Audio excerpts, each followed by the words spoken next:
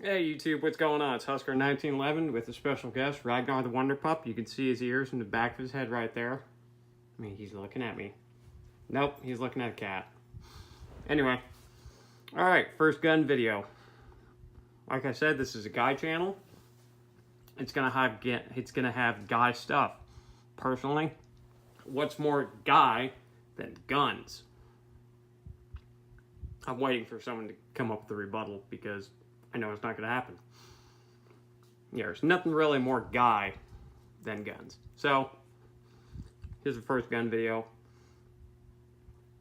And when I was deciding what I wanted to be the first gun video, I really didn't know what I wanted to do. I didn't know if I wanted to go with my TRP, because 1911 is the platform I look at and say, I wish I knew how to quit you. The 320, which between my wife and I, that's what we have the most of. You know, I didn't know. So I just settled on what do I carry the most and kind of talk about it. This is what I do carry quite often, most of the time.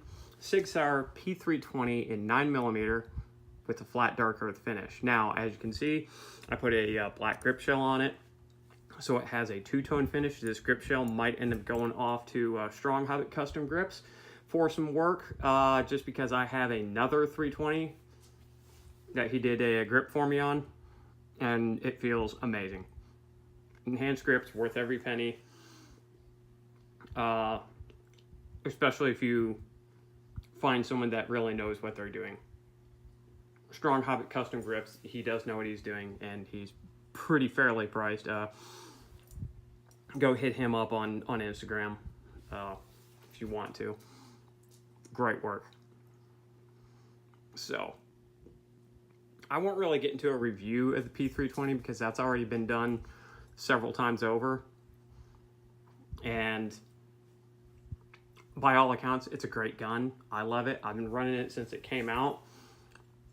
Because when it came out, I was running Glocks, but I'd grown up with SIGs in 1911. So it was like a perfect, you know, combination of all those things for me.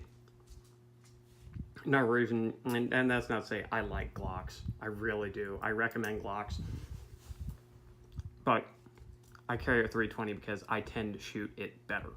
I tend to shoot it a little bit more accurately. Well, just as fast as a Glock. Now, with that, reasons why, primarily ergonomics, and the bigger ergonomic being grip angle. Grip angle on the 320 is much more like a 1911 than it is a Glock. In fact, I believe 320 is identical to a 1911, and that is the platform that I have the most time with. 1911s, I've grown up with them. I've been shooting them since I was like 10. And I'm fixing to be in my late 30s, so yeah, I got a lot of time with 1911. I shoot it very well. Anywho, so grip angle is a big reason why the 320 works very, very well for me.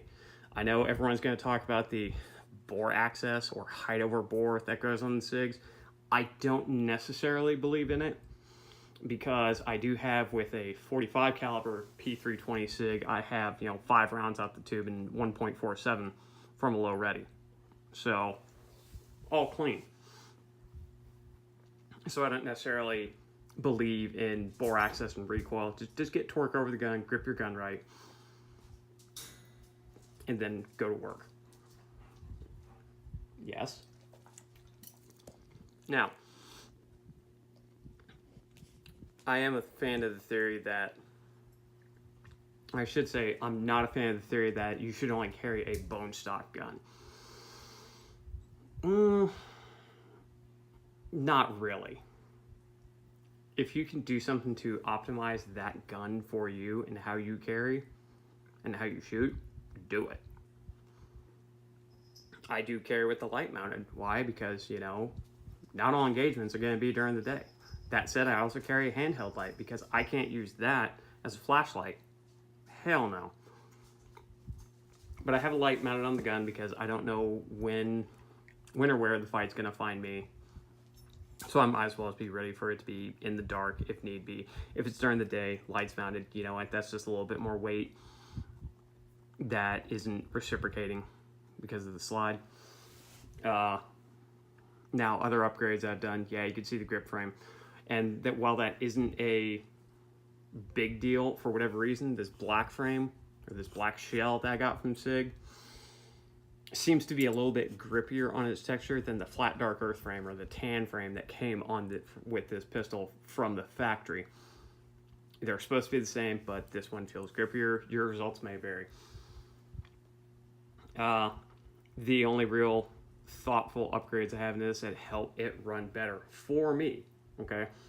It helped me run consistent 250 point Texas LTC quals consistently in all rounds in 9 ring, consistently just beating the hell out of the clock that you get from or standards that you get from the state of Texas. Beats the hell out of it.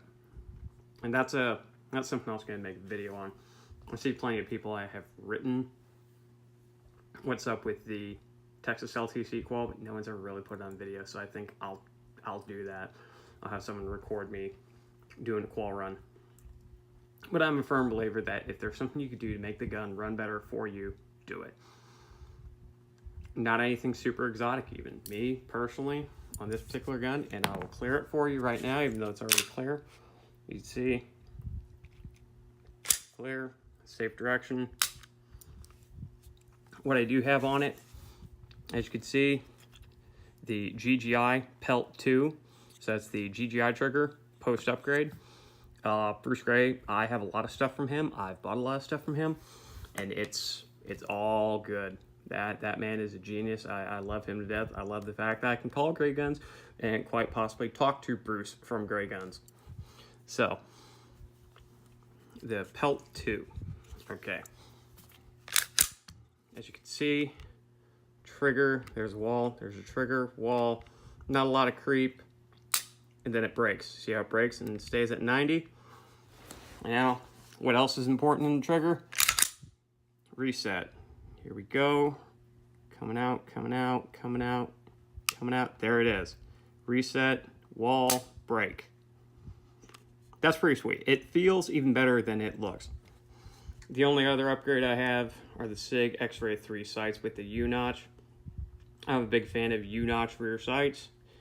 If I go ahead and put it into the light, let's get that angle. Yeah, you can definitely see that U. That makes sights a lot quicker than you'd really think. You wouldn't think that U-notch would be that much quicker. Trust me, in execution, it really is. The X-Ray 3, something else I like about them, is you can see that the rear dots, which are tritium filled, so they are night sight capable, the rear dots really do a great job of just staying in the background and letting you really focus on that front sight. Now, there's all sorts of things I could have done and upgraded this pistol, but that I didn't. And that is simply because, dang it. And that is simply because one of my mentors once told me that if I'm in a fight, something I need to do is just, or even if I'm competing, something I really should kind of say to myself, front sight and trigger, front sight and trigger, front sight and trigger. Just do that as I'm going through my run. And for whatever reason, it just helps you focus on front sight and trigger. Really, that's it. You focus on those two things. You focus on the front sight and pressing the trigger to the rear while not moving the gun, and you're gonna get your hits every time. Simple, thoughtful upgrades are perfectly fine on a carry gun because they help you run the gun more effectively. They help you get your hits. They help you get your hits quickly.